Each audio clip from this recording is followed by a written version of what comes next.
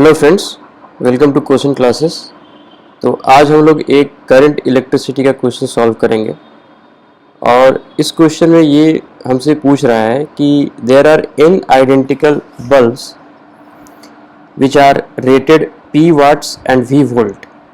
Okay, when they are connected in series, total power consumed is 20 watts, and when they are connected in parallel, they consume total power of 2000 watts. How many bulbs are used. Basically हम लोगों को इसमें n find करना है।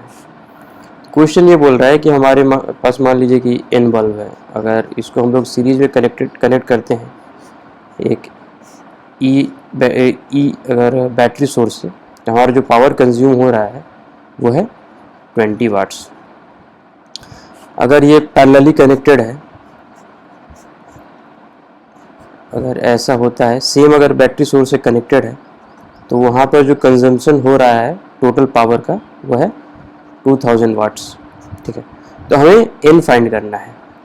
ठीक है, तो आप लोग पहले इसको अटेम्प्ट कीजिए, फिर हम लोग इसका डिटेल क्वेश्चन सॉल्यूशन देखते हैं। तो आई होप आप लोगों ने इसे अटेम्प्ट किया होगा। तो इसका जो आंसर है ऑप्शन नंबर डी। तो जिन्होंने 10 आंसर लाया है तो उनका सही है एंड कंग्रेचुलेशंस टू देम। और चलिए इसका हम लोग क्वेश्चन सॉल्यूशन देखते हैं।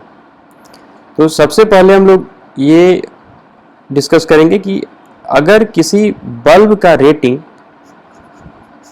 P वाट P और V है, उसका क्या मतलब है। जैसे आपने अगर जो घर पर जो हमारा नॉर्मल जो बल्ब होता है उसका रेटिंग देखा होगा कि 220 वोल्ट 60 वाट, या फिर 220 वोल्ट 100 वाट। तो इसका क्या मतलब है। इसका ये मतलब है कि अगर इस बल्ब के क्रॉस अगर हम लोग 220 वोल्ट की बैटरी लगाएं तो इससे जो पावर निकलेगा वो होगा 100 वाट। ठीक है, तो ये जब हम लोग बल्ब जब मैन्युफैक्चर करते हैं, जब उसे हम लोग प्रोड्यूस करते हैं, बनाते हैं, तो उसी समय इसकी रेटिंग डिसाइड की जाती है। तो इसका बेसिकली जो रेटिंग होता है वो इसका रेजिस्टेंस पर डिपेंड करता है। आपने देखा होगा कि ये बल्ब है और ऐसा होता है कुछ, तो यहाँ पर एक वायर लगा होता है, ये टंगस्टन का वायर होता है। तो बेसिकली इसका जो रेजिस्टेंस होता है उस पर डिपेंड करता है। अब आप लोगों में से बहुत लोग सोच रहे होंगे कि ये 220 क्या होता है, ये 200 क्यों नहीं है या 100 क्यों नहीं है, मतलब एक ऐसा फिजिबल नंबर जिससे कैलकुलेशन आसान हो जाए। तो ये जब आप इंजीनियरिंग में जाइएगा तब पढ़िएगा। बेसिकली ये हम लोग स्टैंडर्ड बहुत समय से फॉलो करते आ रहे हैं और तब से यही चला आ रहा है। जब आप रेलवे कंपार्टमेंट में जाते हैं तो वहाँ पर 60 वाट का बल्ब जनरली यूज़ होता है जनरली, और हमारे घरों में 100 वाट का यूज़ होता है। ठीक है, और रेलवे में ये 110 वोल्ट हो जाता है। ये जस्ट एक छोटा सा इन्फॉर्मेशन है और कुछ नहीं। तो बेसिकली ये जो हमारा रेटिंग दिया होता है, हम लोग इससे क्या कर सकते हैं कि बल्ब का रेजिस्टेंस फाइंड कर सकते हैं। और गिवन क्वेश्चन को सॉल्व करने के लिए हम लोग क्या करेंगे कि जो बल्ब है उसको उसके रेजिस्टेंस से रिप्लेस कर देंगे। ठीक है, तो यहाँ पर क्वेश्चन में जैसा दिया हुआ है कि बल्ब का पावर P है और वोल्ट V है, मतलब उसकी रेटिंग है PV। तो हम लोग क्या करेंगे कि यहाँ से इसका रेजिस्टेंस फाइंड करेंगे। तो हम लोग क्या यूज़ करेंगे, पावर और वोल्टेज के बीच का रिलेशन विच इन्वॉल्व्स रेजिस्टेंस। तो क्या होता है, P = V²/R। यहाँ से R क्या आ जाएगा, V²/P। ठीक है, तो यहाँ से हर बल्ब का जो रेजिस्टेंस है वो हो गया V²/P। ठीक है, यहाँ वैल्यू नहीं दिया हुआ है तो हम लोग इसको वेरिएबल में ही डील करेंगे। ठीक है, अब ये बोल रहा है कि जब इन बल्ब को सीरीज में कनेक्ट किया गया तो उसका जो पावर कंजम्पशन आ रहा है वो आ रहा है 20 वाट। ठीक है, तो P क्या होता है, I²R। यहाँ पर अगर एक बल्ब का रेजिस्टेंस R है तो N बल्ब का क्या हो जाएगा, NR। तो यहाँ से हम लोग चलते हैं, इसको हम लोग अब लिख देते हैं। तो हमारे पास NR आ गया और I क्या होगा हमारे पास, E अपॉन NR। ठीक है, हमें I का स्क्वायर लिखना है तो हमने इसको ऐसे लिख दिया।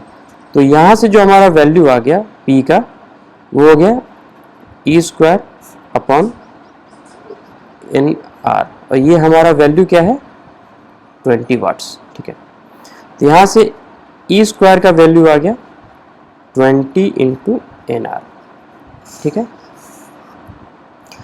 अब दूसरे केस में देखिए कि दूसरे केस में हम लोग क्या करते हैं कि ये जो बल्ब है इसको हम लोग पैरेलली कनेक्ट करते हैं। ठीक है, ठीक है, तो अगर एक का अगर रेजिस्टेंस R है तो N का रेजिस्टेंस क्या हो जाएगा, अगर हम पैरेलली कनेक्ट करें तो वो हो जाएगा R बाई N। ठीक है, ये सिंपल है, ये आपने पढ़ा होगा कि अगर दो रजिस्टर अगर पैरेलल में कनेक्टेड है R का, तो उसका इक्विवेलेंट रेजिस्टेंस क्या हो जाता है R/2। कैसे आता है, ये R square by R plus R से। ठीक है, उसी तरह से N रेजिस्टेंस अगर पैरेलल में कनेक्टेड हो तो जो इक्विवेलेंट रेजिस्टेंस आएगा वो हो जाएगा R अपॉन N। तो अगर हम यहाँ से अगर हम पावर निकालते हैं तो वो क्या हो जाएगा I स्क्वायर R, तो हमारा ये है, और I मेरा क्या है E square by R by N का होल स्क्वायर। ठीक है, यहाँ बेसिकली मैंने I स्क्वायर लिखा है। ठीक है, तो यहाँ से आ जाएगा मेरा E square by R by N, और ये आ गया N E square by R। यहाँ ये आ गया मेरा दिया हुआ है 2000, तो यहाँ से E स्क्वायर क्या आ गया 2000 R बाई N। ठीक है, और पिछले स्लाइड में हम लोगों ने जो यहाँ से E स्क्वायर का वैल्यू निकाला था वो था 20 NR। ठीक है, तो दोनों को हम लोग इक्वेट कर देते हैं। यहाँ से 20 NR equal to 2000 R by N, यहाँ से R से R कैंसिल हो गया और N स्क्वायर आ गया 100, यहाँ से दोनों तरफ अगर स्क्वायर रूट लेते हैं तो N आ गया 10। ठीक है, तो इसलिए जो हमारा आंसर होगा वो हो जाएगा 10। ठीक है, अब देखिए इसमें क्या होगा कि इसमें बहुत सारे लोग इस क्वेश्चन को स्किप कर देंगे या उनको डिफ़िकल्ट लगेगा, क्योंकि इसमें P का वैल्यू नहीं दिया हुआ है, V का भी वैल्यू नहीं दिया हुआ है, और जब ये इसमें इसका भी वैल्यू नहीं दिया हुआ है। ये जो चीज़ है जब हम इसे कनेक्ट करते हैं सीरीज़ में तो टोटल पावर कंज्यूम 20 वाट्स है। तो बहुत सारे लोगों को ये डाउट होगा कि किस बैटरी से कनेक्ट कर रहे हैं, उस बैटरी का EMF कितना है, हमें तो यही नहीं पता है, तो कैलकुलेट कैसे करें। देखिए किसी भी क्वेश्चंस में अगर कोई इन्फॉर्मेशन नहीं दिया हुआ है एक्सप्लिसिटली, तो आप ये एज्यूम कर लीजिए कि वो जो वैल्यू है वो कहीं ना कहीं कैंसिल हो रहा होगा, इसलिए आप उसको एज अ वेरिएबल ट्रीट कर लीजिए। जैसे मैंने यहाँ पर जो बैटरी का EMF है उसको मैंने E मान लिया, वो at the end of the day cancel हो जा रहा है, तो हमें इसकी ज़रूरत ही नहीं पड़ रही है।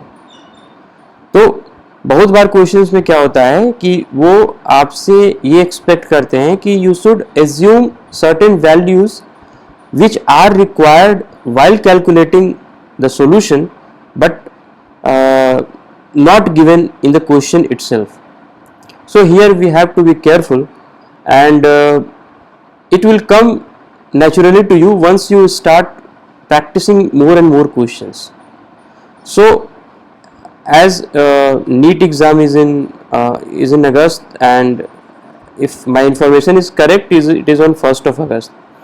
So try to attempt number of questions. I will be bringing more and more questions, but it might not be sufficient for you. Basically, I choose questions in such a way to give you an idea how to approach questions. These questions are very easy. There is not much great in this. There is nothing such concepts which are involved which you have not read in your classes. So what I try is to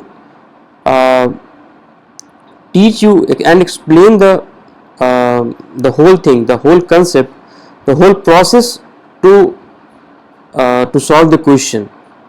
सो आप लोग क्या कीजिए कि solution, बस solution ऐसा नहीं कि हाँ चलो 10 आ गया इसका आंसर, चलो हो गया। नो, आप ये सोचिए कि मैं कैसे प्रोसीड कर रहा हूँ। सबसे बड़ा इम्पॉर्टेंट चीज़ क्या है? प्रोसेस। आंसर तो कैसे भी आ सकता है, बाय हुक और बाय क्रूक।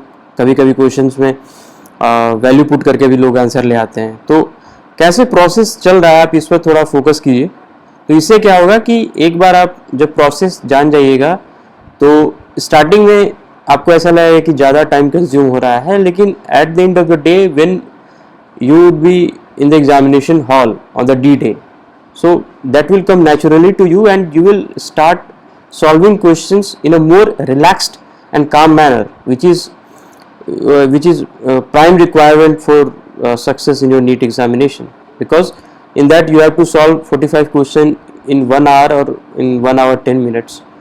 So आप जितना प्रैक्टिस कीजिएगा, आपकी स्पीड, एक्यूरेसी, जितनी भी चीज़ें हैं वहाँ पर वैसे ही बढ़ेंगी।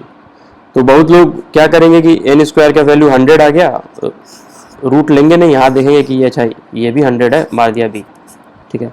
तो ऐसा नहीं करना है और प्रैक्टिस करते रहिए। और अगर कोई भी आपको डाउट आए, कंसेप्चुअल डाउट आए, क्वेश्चंस में डाउट आए, तो मैंने इस ग्रुप के कमेंट सेक्शन में टेलीग्राम ग्रुप का लिंक पोस्ट कर दिया है, तो आप उस टेलीग्राम ग्रुप पर जा कर के पोस्ट कर दीजिए। और कमेंट सेक्शन में अगर आप पोस्ट करें तो कोई इशू नहीं है, या फिर मेल लिख सकते हैं questionclasses@gmail.com।